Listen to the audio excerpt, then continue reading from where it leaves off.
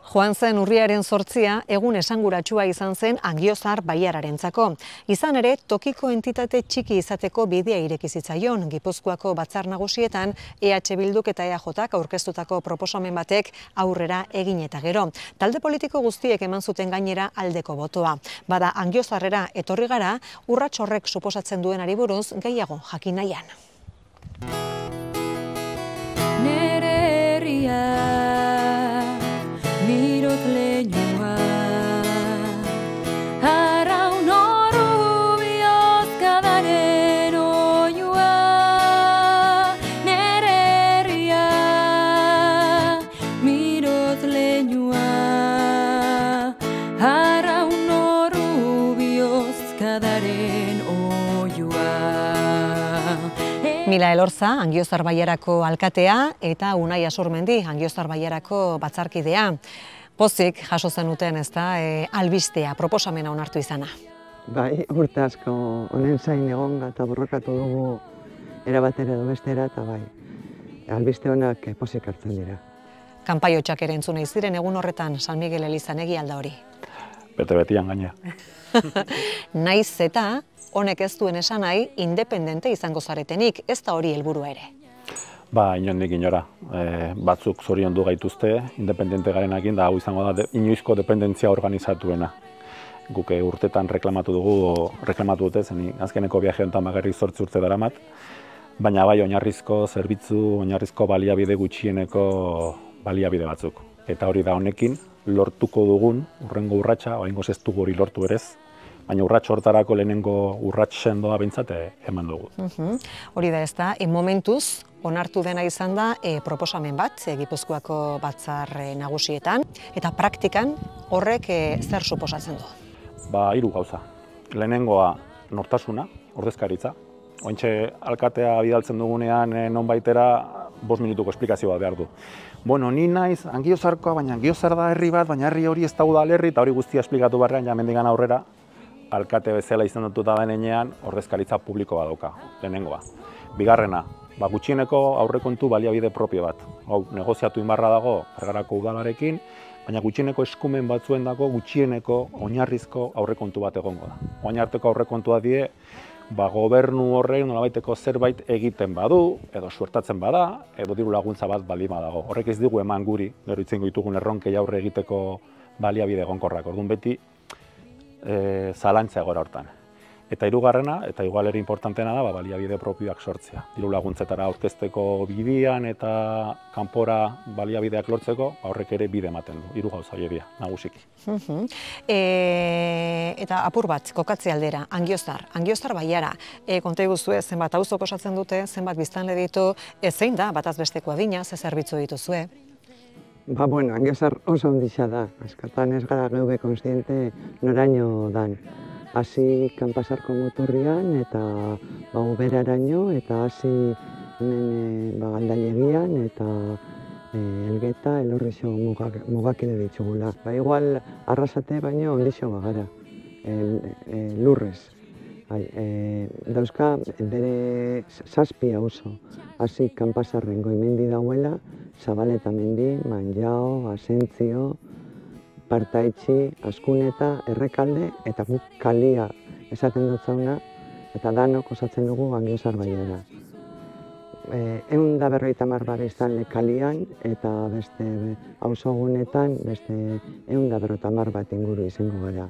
Gazteak bai, nagusiak gehienak? Hombre, egon zan gazte gutxi eukin, momentu honetan gazte ez dago asko, baina, bueno, 25, 35 hor, segun zedade tartian badare, eta gehixengo bat, neko zaharkitua biztanleria. Zahartze tasa horrek, azkenian, arazo asko sortzen ditu, hasi baserri oso sakabanatua darezela, baserri horietan gero eta jente gutxio bizi dela asko bakarrik, orduan horre dakartzan arazoekin, eta horri soluzioa emoteko infrastruktura gutxi daukagu, zerbitzu gutxi hau, eta aukera nahiko eskaxak.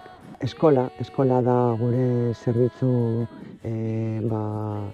gure ipatuena, eta apur bat bizitza mondozkun herrizai. Horri esker lortu ginen bera hobe egon gara, 7 umekin, da momentu honetan, 25 ume bueltan gabizta, orduan. Horrepe, etxe berritzekin bat ere emon zotzan buelta bat, baina berri dobe, hemen piramidien pikua gora eta bere ibiltzen dira, eta momentu honetan garen beruzko horretan.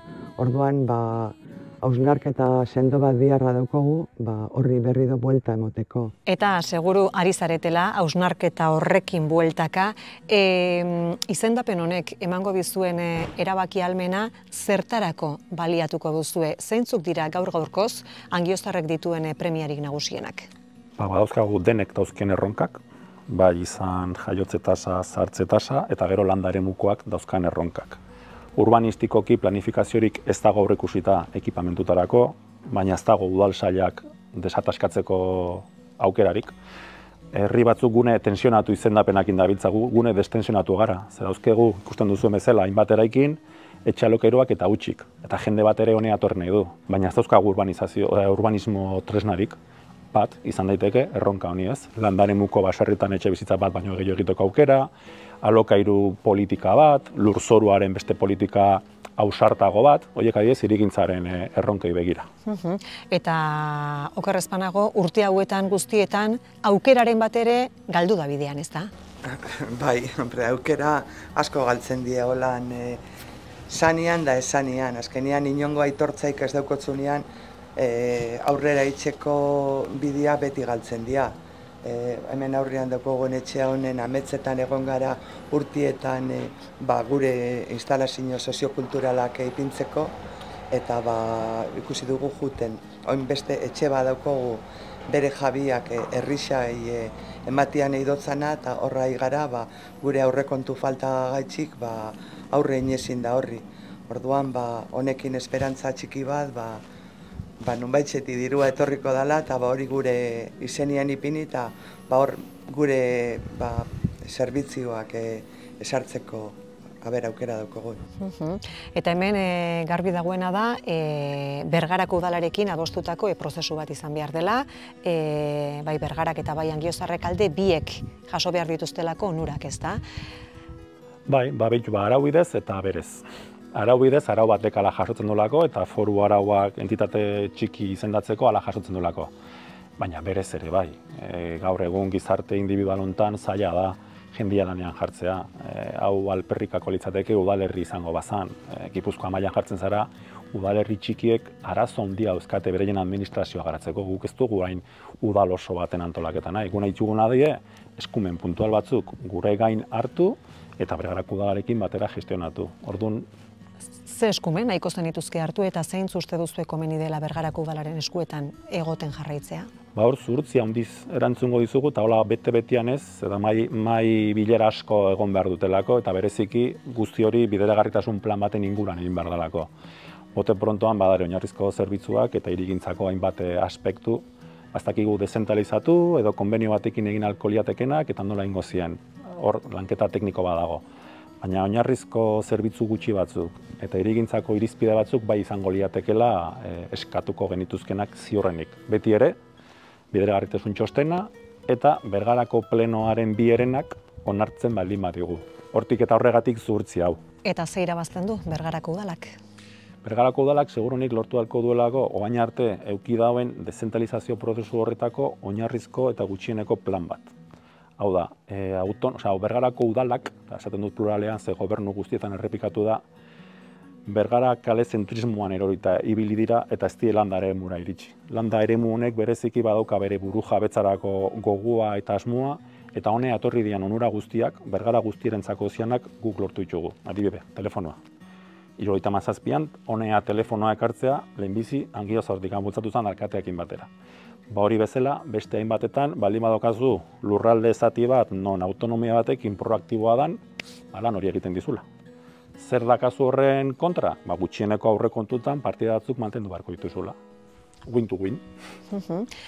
Lasaitasuna be bai eren aldetik, Bergarako udaletxea be kontutan hartuta ze eremu zabal daukan, zen kantidade oso, Angiozargantik aparte, Asiel, Osu, Bera, Osintxu, ze eremu kudeo bieda ben, sarritan ikusten da ezintasun bat iristeko, ezagutzeko, jakiteko ze behar dauen landa ingurunean.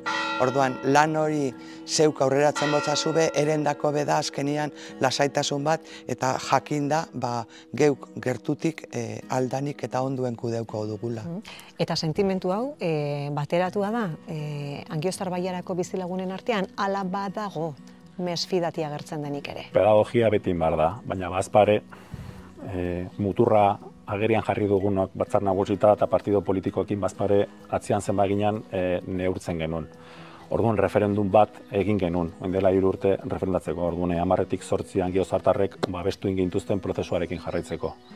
Horrek ez du kentzen, oraindik anoain, lehenbiziko pedagogia gehiago egin behar ez dugunik. Eta horretarakoen justu ere pedagogia egin beharra dagoelako oraindik ere, hilaren 25erako batzar informatiboa deitu duzu, ezta? Bai, hortxe gabiltza, batzar, bazkari, edo zehoze informatibo, festibo, rekreatibo, zehoze guzti hori uztartzen duen zerbait egiteko asmoakin bagabiltza, baina zuek daukazu primizia oraingoz, Orain arteko borrokak galdu behituzuela eta lehendabiziko garaipena izan dela eta pozik azaldu zarete, edozein kasutan hau bide baten hasiera da, luze joko du prozesuak, zeintzuk izango dira hemendik aurrerako pausoak? Lehenbiziko urratsa da erabakitzea ekimena zeinak abiatzen duen, edo guk, Bailarak, edo udalak berak. Guk estimatuko genuke udal plenoak hartuko balu jake Batzar Nagusitan interes hori adierazten alderdi guztiek, gustatuko litzaiguke Bergarako udalak, Hernani Ereñozun kasua mesela, bera izatea prozesuaren ekintzailetza eramaten duna. Ekintzailetza hori beraiena izan edo gure izan, gero tramitazioan urratsa denak iguala die.